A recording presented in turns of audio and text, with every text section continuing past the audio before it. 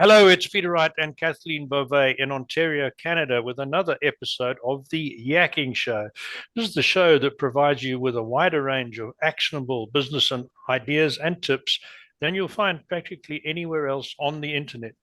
And don't miss out on our future guests. Sign up for our weekly newsletter on our website, theyakkingshow.com. First, let me introduce co host Kathleen from Waterloo, Ontario. Kathleen, great to be back on the show again. And how are you today? I'm doing great, Peter. And yes, it's a beautiful day here, and we so enjoy the sunshine, especially here in winters where it's so cloudy. But thank you all so very much for tuning into our show. We so appreciate you, and we love reading your comments. So please keep those coming. And if anyone is interested in being a guest on our show, all you need to do is go to theyakkingshow.com, click on the contacts tab where you will find a short application form, and we would love to hear from you.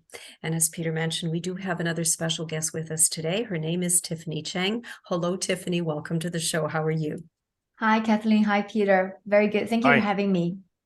Now, Tiffany is the founder of Inspire My Day. I love that name, Inspire My Day. She is a leadership and career coach as well as communication strategist, and we'll get into that in just a little bit. But first, for our audience, can you please tell us a little bit about your background and what motivated you first to leave the corporate world and start your own coaching business? Thank you for that question. Well, I was born in China, and I lived there until I was 28 years old and started my career there. Then I moved over to Europe, to the headquarters of Volvo Group, in Belgium first, then Sweden. And I climbing the corporate ladder at Volvo from middle management to top leadership positions, become the vice president of brand marketing and communication at Volvo Group, which is a 41 billion euro company with over 100,000 employees. Then, then here I met my husband, and we established a family here. We have two young kids, a 4-year-old and a 6-year-old.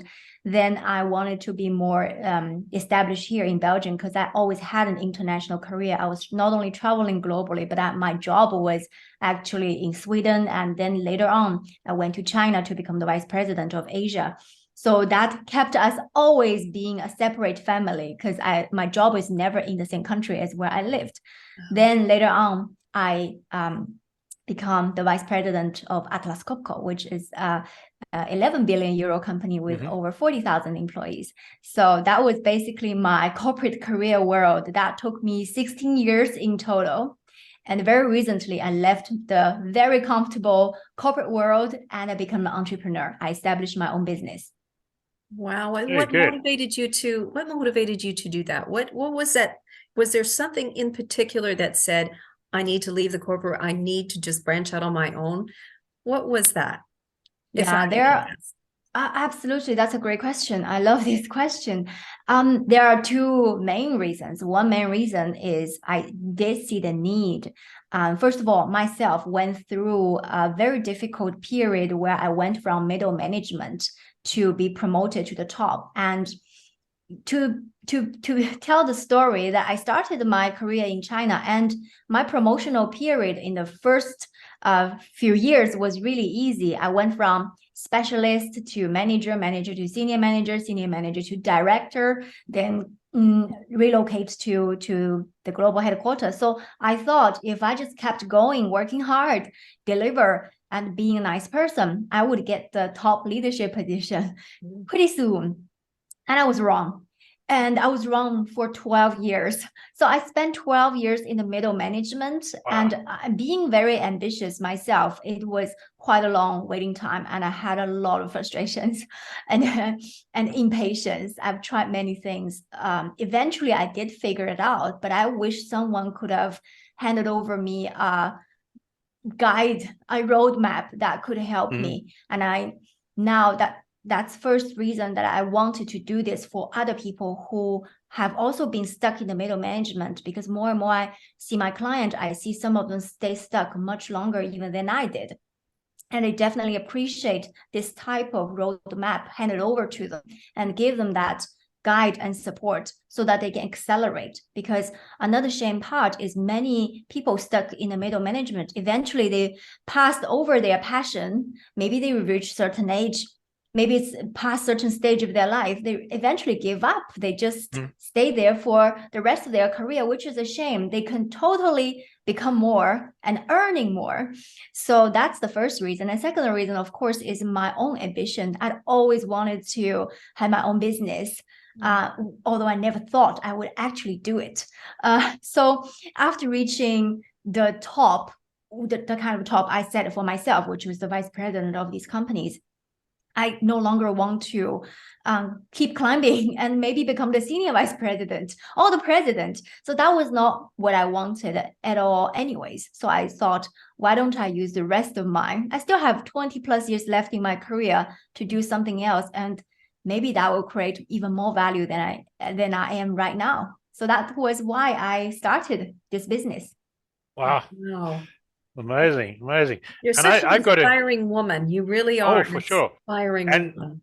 What makes Tiffany's success even more inspiring is she's done this in industries that are traditionally male-oriented, because the automobile industry has been a male-oriented one for years. Atlas Copco produces air compressors and a whole lot of other industrial machinery, correct? They may well have consumer items, of which I'm not aware. But again, in industrial machinery, male-oriented, male-dominated industry. So well done for doing that. We've had some amazing women. We had a lady who was an executive VP in a cement producing, international cement producer. Do you remember that? Yeah, I do. So, yeah, and another one in construction. So well done. So I think you partly answered what I'm going to ask you next, and that is, how did you develop your 6-step coaching program? And I guess a lot of it was from learning as you went, but tell our audience more about your 6-step coaching program. Yeah, so I thought, when my client come to for the coaching, I want to be giving them a roadmap, not just being a traditional coach who asks great questions and help them to reflect. That I do as well. But more importantly, I do want them to provide them a shortcut, which from my own learnings and mistakes and knowledges. So maybe I'll start from the typical mistake that middle management made, including myself, made many of them. And that is how the 6 steps come from. So I will explain the mistake, then I'll explain how each step of the 6. So number 1 mistake is many people, they keep recycling what they have always did, and they end up with what they always had. That's because give you, for example, that many people would go out and consume a lot. They consume trainings, books, and learnings.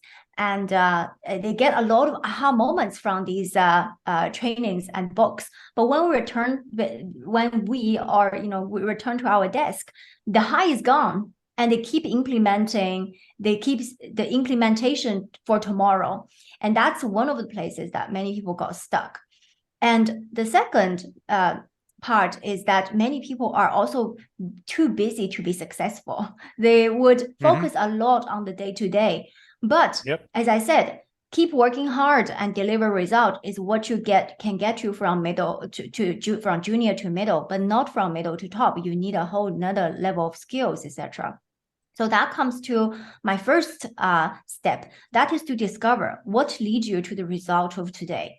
And that is a very awakening moment. That sometimes gives my client a shocking moment of how many, for example, limiting beliefs, what kind of thoughts and actions they were doing that lead them to where they were today. So that's the first step, and that's the first mistake. And second mistake is many people in the middle management, they kind of confuse the business purpose with their personal or their professional purpose. I'll give you an example. So if the business goal is this year, we're going to sell 300 million euro of compressors and reach certain market share, and people will actually make that their own goal and thinking, this is what I'm going to do this year. And along the way, they kind of got lost themselves and keep following the business goal. And sometimes the business goal is, the vision is, we're going to create a sustainable future for the society by providing sustainable solutions.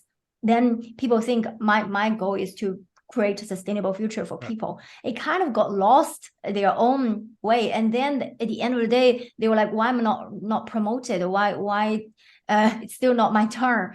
And this is very because they forgot their own purpose. When you don't know your own why, it's very hard for you to choose what you focus on, what you prioritize. So the second step is to understand and define what's the next version of you.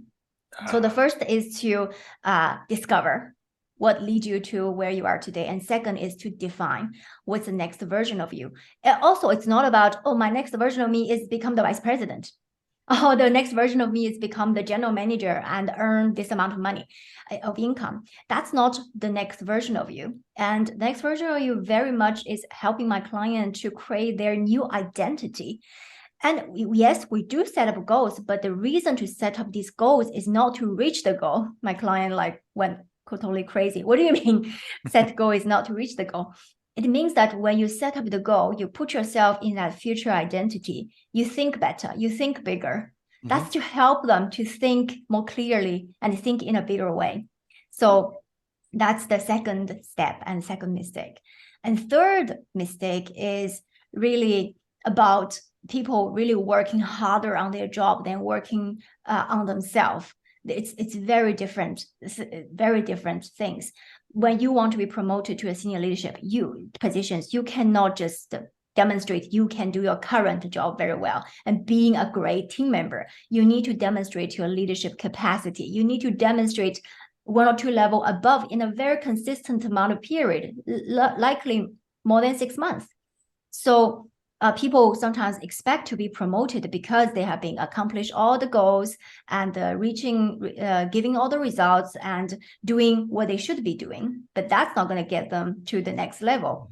And so the third step is another D, to determine what and where instead of how much, and to determine where do you want to spend your attention? Where do you want to spend your energy? That including not just the task, but also the amount of people you want to surround yourself with.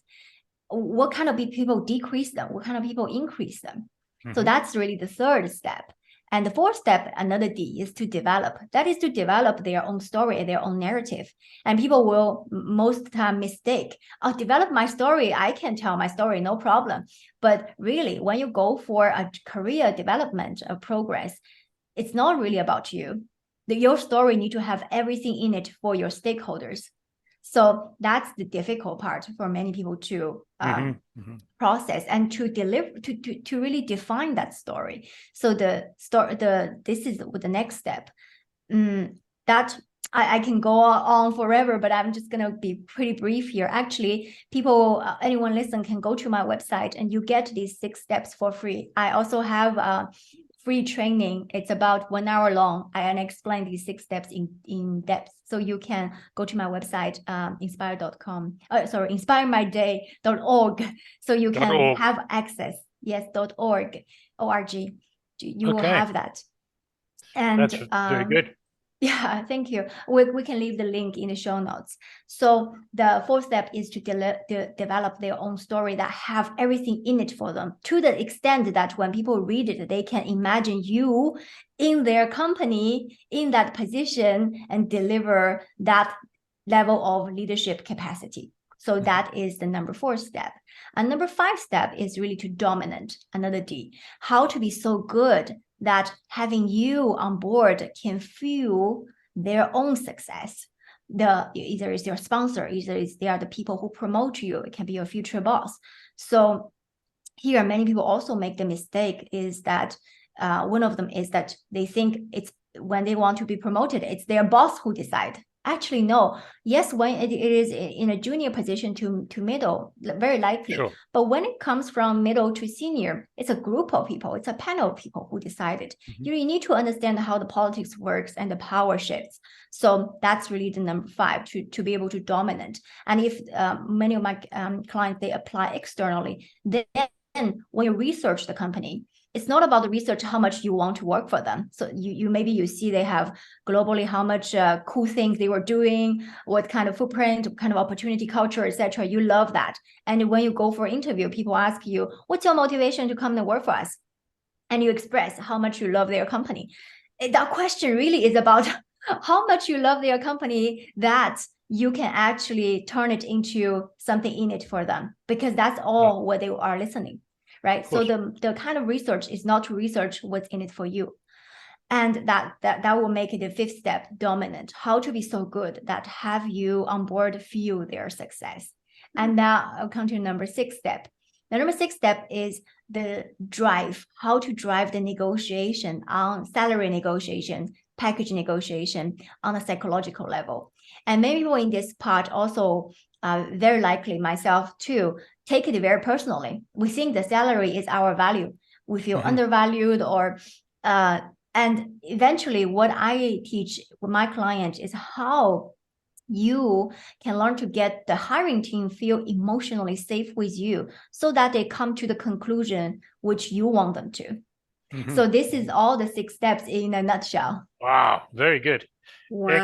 Excellent. So I've got to throw in a quick question, another question for you. You were talking about people being team members.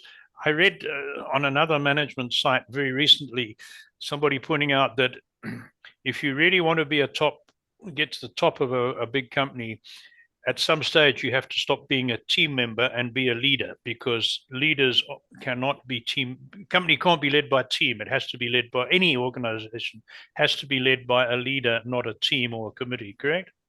Absolutely. Especially nowadays, every company want to innovate and being in the digital forefront, using the digital transformation. And that becomes even more important, because most of leaders, you are not there just like old leadership ways. You set the goal, you set the vision, people follow, you communicate, people follow your vision. But the new way of leadership is that you go in and you, instead of already created a vision, you co-create with the people, you collaborate with them. So that it really requires a different set of leadership style and leadership values. Interesting. Yeah. So, Dr. Kathleen. Tiffany, on your website, you made a video about the 3 levels of resistance to change and how to overcome them. Can you tell us more about that? Yeah, that's my favorite topic. So now, any one of you listening, just imagine that you are now implementing a decision into an organization. This organization can be 50 people, 500, 500,000, 5,000 people, whatever that number is. And you're implementing a decision, or you're implementing a change, or it can be a transformation. And now people is not going to be happy with anything you want to change. So expect resistance. And what I talk about is there are 3 levels of resistance, why people resist to change, and how, once you understand the why, it's much easier to develop the how. And the level number 1 is I don't get it, which is most companies and leaders are very good at that. Okay, if you don't get it, let me explain to you with PowerPoints, trainings, town halls, and meetings, right? Workshops. And what you do is you give the why, the what, the how, the when, the who, all these elements. That is why company also fail, because there comes to the second part, is after I don't get it, is I don't like it. And what do I mean by I don't like it? Many leaders will, okay, you don't like it because you don't understand it. Let me explain to you again how great. Let me take an example of digital transformation. Many companies are transforming their platforms and their business into digital versions. So to the leaders, it means now I get a transparency of entire company's sales process, where they are, how many they're selling, and how much we're selling, how much we're going to visit, how many clients we're going to visit tomorrow, and how much leads. They have this transparency, and it's very efficient to organize your entire company, and it's easily to scale into much more geographical locations. So many benefits. And there's great calculations of we can go from this amount of million to that amount of billion trajectories. So for leaders who communicate this type of change, they are very excited, and they have great reasons to be excited. So when they come and communicate to the frontline salespeople to say, okay, now we're going to implement this, and you are going to put your data in there, and this is how great it's going to be. For the front salespeople, when they are hearing this, all they are hearing is, okay, now I have 8 hours of door-to-door visit to my client. Now, instead of 8 hours visiting my client, I need to put extra 2 hours to insert all the data. I'm what I did today, who I visited, how much they ordered, how much they're going to order, what I'm going to do tomorrow, so that you have transparency sitting in the other side of the world, being the management. And for them, that means losing the time to visit the client, extra more hours. Perhaps this also means that they're going to do less sales because their time obviously is going to put in the computer work.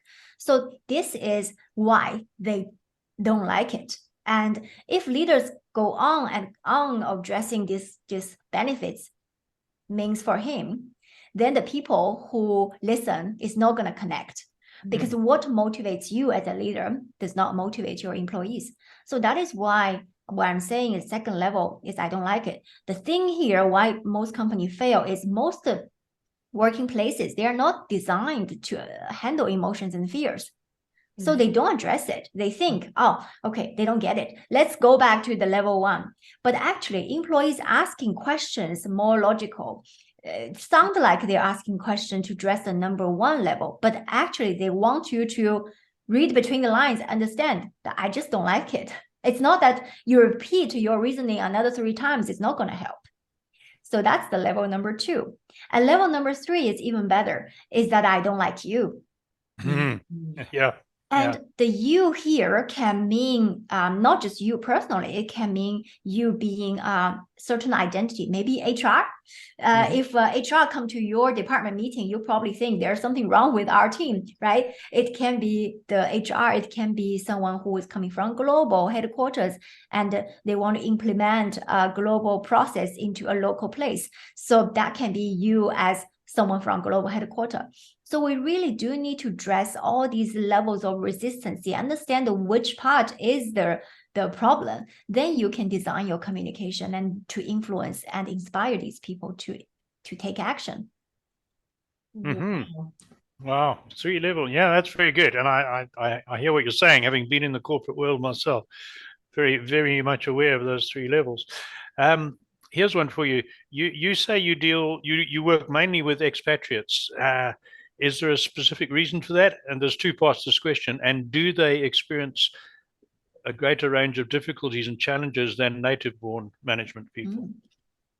Yes, there are 2 reasons as well here. One of the reasons is that they do have more challenges. And these challenges, for example, I mean, on the life side, it's obvious. They leave their family and friends. They go to another country and they drag their entire family to relocate for them, which most of the time means the other half will be staying at home and not even having a career anymore. And that's one of the sacrifices they make. And of course, there's culture, language. So these are the life side, and you can imagine all the inconvenience they have, but also they choose that because it's an adventure. But the second side is what I'm focused more on, which is climbing the corporate ladder for middle management. Middle management who have become an expat, relocated to a different place. Most of the time, it's very difficult for them to climb to the top because, first of all, I mean, I can take myself as an example so you can imagine this situation more concretely. When I came to Europe, I was appointed to the middle management. So I was a global director of internal communication. And at that time, the next step for me will be the vice president of communication, but in Sweden. If I would have been a Chinese, want to be a vice president in a Chinese company inside China, that would have been easier for me.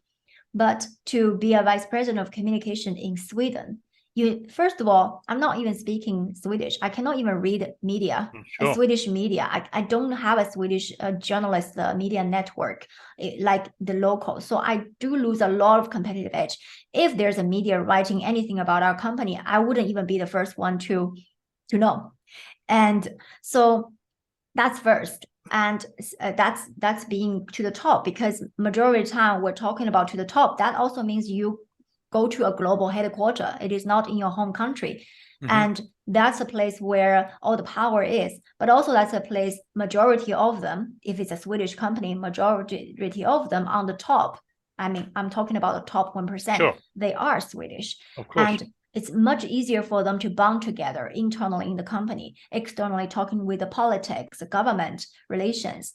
and also for them to form a network around them because they have much more shared interests in the culture.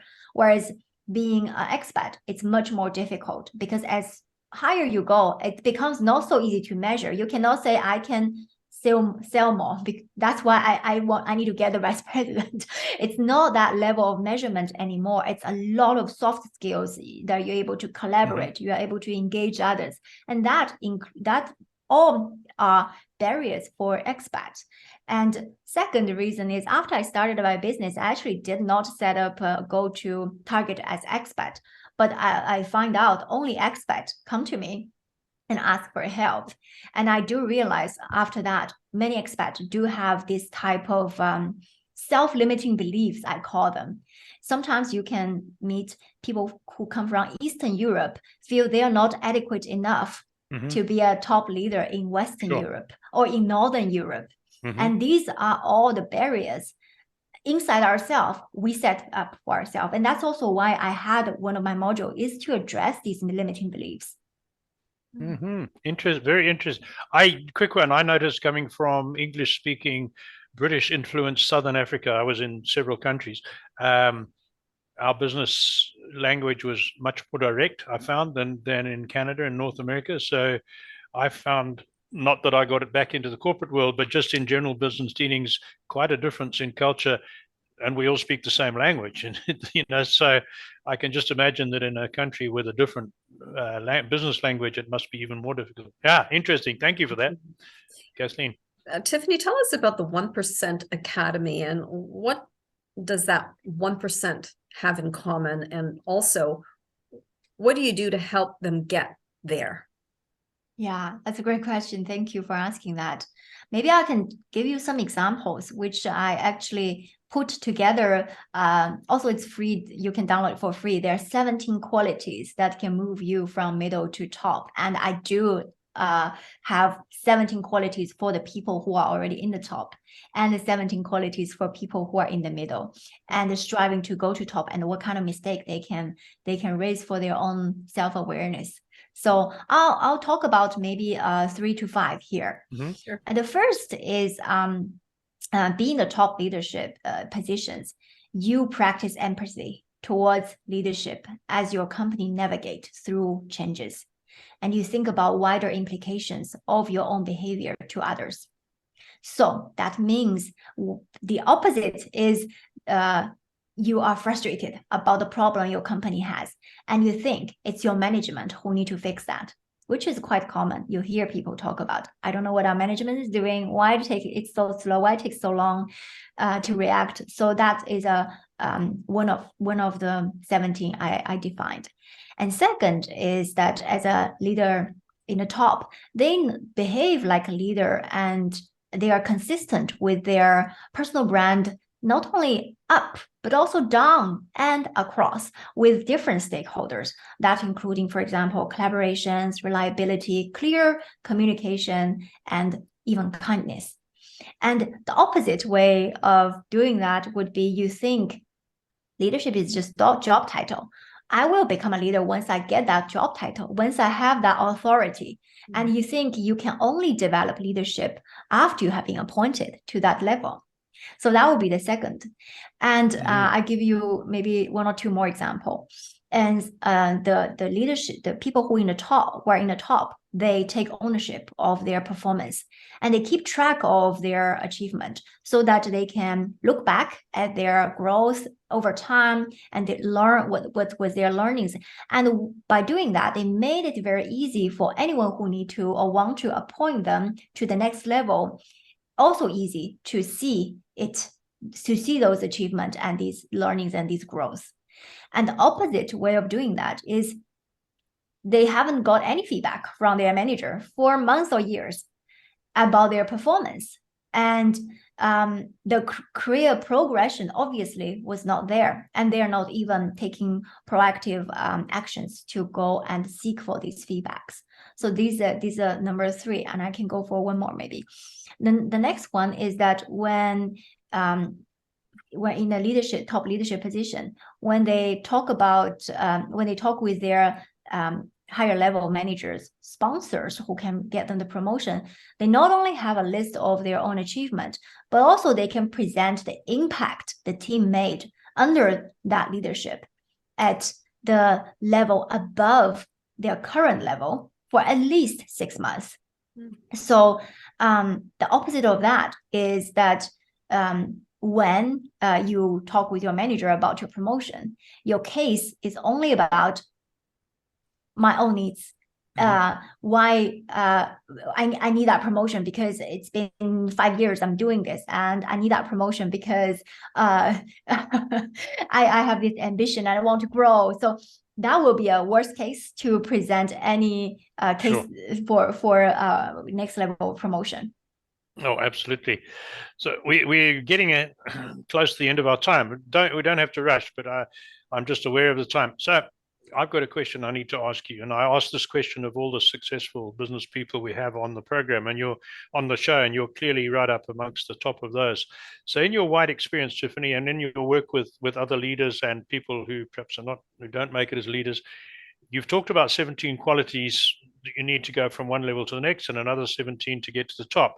But overall, is there one specific habit, characteristic, mindset that sets successful leaders, and I don't just mean making a lot of money, I mean successful leaders in the wide sense of the term, apart from those who always remain average? Is there one thing, or is it more complicated?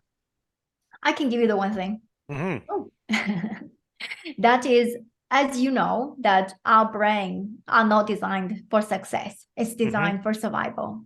So the people in the top of the game, whatever that is, they are able to control their own brain. And the people who are not, they become the slave of their brain. So what do I mean? Our brain doesn't like self-doubt. It doesn't, whenever you want to do something risky, it doesn't like us to take this risk and feel the anxieties and uncomfortable feelings. So our brain will tell us it's better to not do it because it's designed to keep us safe, to keep us survive. And the people who are more successful, they're able to say, no, I want to do it, and it's okay to not feel satisfied right now, but later on I will. That include sacrifices for the current situation. It can also be for anyone who is very successful in the sports, the same. You don't develop muscles by working out one day. It takes years of work. But they do that. If they wake up at 4 every morning, that's every day. The brain doesn't like it. The brain likes to sleep longer. So the people who are successful more, they are able to take over control and not let their brain autopilot. And that means they can handle the delayed gratification. There's a study show that for the drug addict, if you ask them, right, what's your next what's your timeline, they think everything in 4 days. And if you ask anyone who is not an entrepreneur, that can be a corporate employee, they think about 4 years.